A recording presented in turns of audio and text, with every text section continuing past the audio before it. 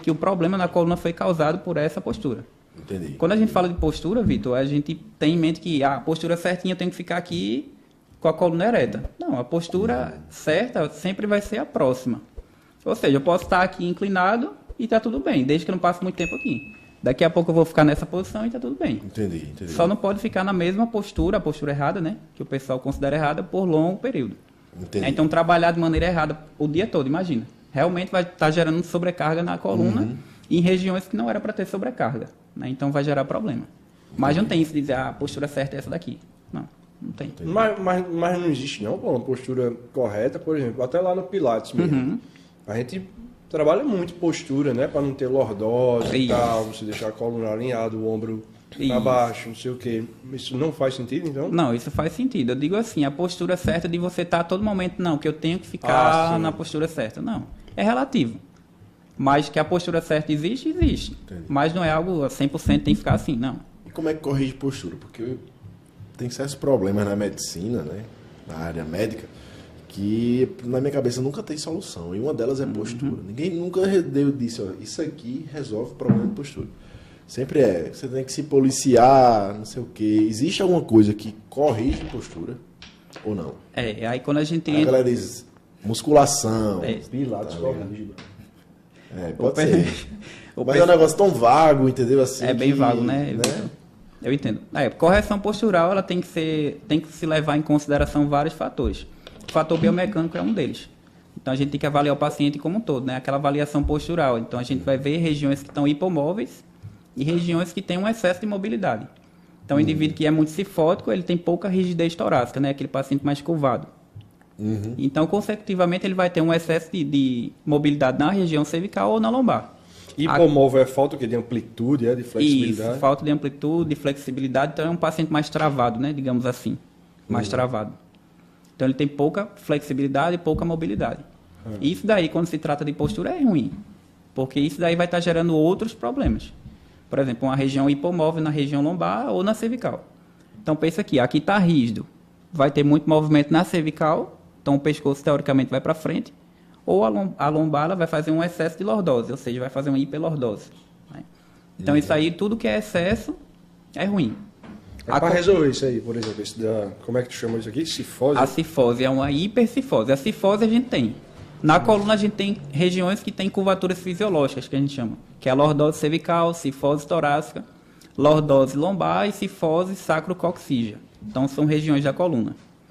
Então, já são curvadas por ela própria, né? A lordose é normal. Aí tem gente que fala, eu tenho lordose. Não, lordose todo mundo tem. Que é uma curvatura fisiológica da coluna. A hiperlordose é uma alteração. Hiper é muito, né? Vem de muito. Então, um excesso de curvatura. Então, pode ser uma hiperlordose cervical, uma hiperlordose lombar. Na torácica, como eu falei do paciente aqui cifótico, é uma hipercifose. A cifose é uma postura da coluna vertebral normal. A hipercifose é o excesso. E isso é ruim. Quando a gente se trata de postura, né? Exato. Então, tá aqui, tá o excesso. O que é que pode gerar isso? O cara treinar demais gera isso, velho? Porque o cara vê esses bombardão, a maioria é assim, né, não? Aí é que tá. O pessoal que treina bastante musculação, muitos deles, pelo menos eu observo, que não treinam mobilidade. O treino de mobilidade dele é essencial. Principalmente quem está no processo de hipertrofia. Senão vai ficar muito blocado, né? Fica aquele um aluno todo duro. Robôzão. Tem uma coisa que eu nunca pesquisei, mas eu escutei e a minha cabeça faz sentido, é que os grandes dorsais, né, o latíssimo do dorso, os músculos das costas, eles se inserem na face anterior do húmero, né, aqui. Então, quanto mais você treina, mais você hipertrofia, tende a girar o braço para dentro, né? Se eles se inserem. Como é, velho? Os músculos das costas, eles se inserem aqui eles vão por aqui e se inserem aqui na face anterior do húmero. Ah, é? Entendeu? Aí quando você fortalece, você tende a girar o ombro para frente. Puxando assim. Então você tende a piorar essa lordose, essa cifose torácica, né? Então eu vi realmente faz sentido. Eu perguntei se é um ortopedista, amigo meu, e ele disse que a maioria dos exercícios de costas da academia são esses músculos. Então assim, os músculos que fariam esse movimento são músculos que a gente não treina muito, entendeu? São quais? Os músculos exatamente eu não sei, mas seriam aqueles exercícios de paraquedista, sabe, que faz no chão assim. Sei. É uns exercícios mais que ninguém faz na academia, entendeu? Mas E acho que não dá pra fazer muito de hipertrofia, né? Que não vai hipertrofia. botar peso. Exato, não dá pra botar peso. E assim, eu vi que faz sentido. Não sei se tu concorda, Estevam, mas é uma parada que faz sentido. Por isso que quando a galera mais treina, mais ela tende a ficar com os ombros girados para frente, girados internamente, né? Os braços girados internamente. E quando a gente fala, por exemplo, paciente que é muito cifótico, né, a gente tem que observar as cadeias musculares. Tem a parte anterior e a posterior. Pode ser que na anterior ele tenha um encurtamento de peitoral que está puxando, fazendo uma rotação anterior excessiva do ombro. Né? Então está alterando. Se ele trabalha o alongamento ou até mesmo a terapia manual, solta ali um ponto gatilho, que ele tem que estar encurtando aqui o peitoral, solta aqui e já melhora. Massa. Aí tem que avaliar também a escápula, né, que é a parte posterior, como é que está essa mobilidade escapular, mobilidade de ombro, porque está tudo conectado, clavícula, ombro, aqui ó, região do braço. Se não tem mobilidade clavicular, não vai ter pouca amplitude de ombro, né? Então tem paciente que, não consigo, ele é normal, não tem nenhum problema, mas eu não consigo levar meu braço todo. Principalmente esse paciente que é grandão, né, os atletas. Sim. Tem desde que tem limitação. Não consigo. Trabalha a clavícula, mobiliza ali, ganha mobilidade, solta.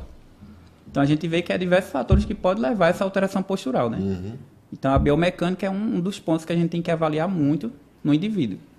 Entendi. Biomecânica. E os encurtamentos também, né? Da musculatura anterior, peitoral, diafragma. É o músculo da respiração. Esse músculo diafragma aqui, se ele tiver alguma contratura, algum encurtamento nele, ele vai estar puxando isso aqui também, ó. Fazendo É mesmo, aí dá pra encurtar o diafragma? o velho? diafragma. É um músculo bastante importante que ninguém não, né? Quase ninguém aborda ele. É eu bem lembro raro que da gente quando ver, tu na fazia verdade. a Né? liberação, ele fazia a liberação no diafragma, eu também nunca Isso. tinha visto, né? Como é o diafragma?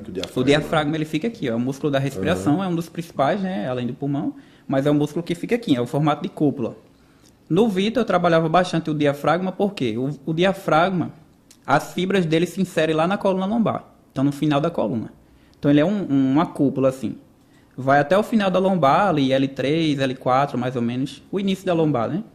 Então esse músculo, quando ele está com muita aderência, né? Então o paciente, por exemplo, que treina muito abdominal, ele fica com a rigidez aqui, fica bem travado. Sendo que isso é ruim. Se a gente não trabalha a mobilidade do diafragma, isso aí vai estar interferindo lá. Lembra que eu falei, região que está hipomóvel vai gerar um excesso de mobilidade na região superior e inferior. Então isso aí pode estar alterando a postura do paciente. Só pelo simples fato tende de a piorar a cifose. a cifose ou até mesmo diminuir a lordose lombar, que é ruim. O paciente que é muito retificado na lombar, ele está gerando um estresse o quê? Na região anterior do disco, intervertebral, jogando para posterior e levando o quê? É para ele ter uma condição de hérnia de disco, por exemplo. Entendi. É ruim. Então essa pressão anterior, por isso que sentar aqui assim, fazendo essa curvatura é ruim. Né? Além do excesso também, fazer a hiperlordose também é ruim. Mas a cifose, né, a diminuição da lordose lombar é bem pior. Entendi. Bem Massa, pior. massa.